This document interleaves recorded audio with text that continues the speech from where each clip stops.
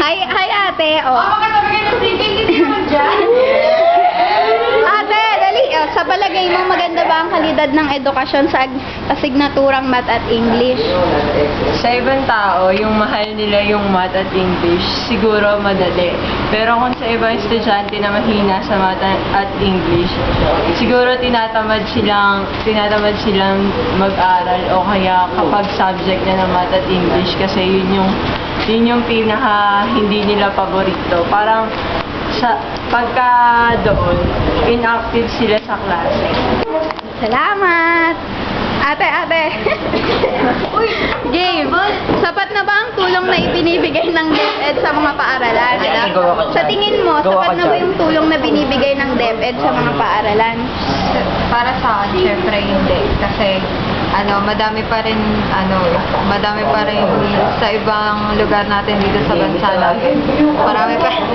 Marami pa rin nagkukulang ng sa mga libro, kung ano din yung kinakailangan nila sa edukasyon. Hindi lahat, nagagampanan ng DepEd. Parang yun. Salamat! O, ikaw, sa lahat ba lang? Ano naman si Claren? Claren!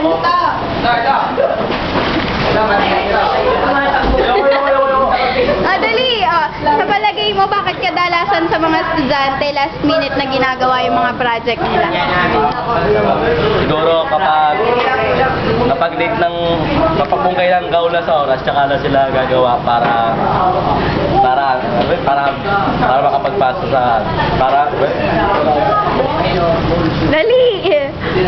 Bakit hindi ba pwedeng gawin yung malayo pa yung deadline? pwede. Pero kung tinatamad naman yung mga estudyante, kung masinuuna pa nila yun, okay, sila paggawa ng project, talagang magagawa sila sa oras sa tamang para may pasa to sa takbo. Ikaw ba paggagawa ka ng project last minute na? Oo. Salamat! Oo, nasa project ko talaga. April! Si Mar. Mars! Dali. Mami, yung Sige na! Mama ka na lang. sige. Ako na lang. Mamaya na ito. Game na, Mar! Camera siya ka, ma'am. Dali. Huwag mo muna dito.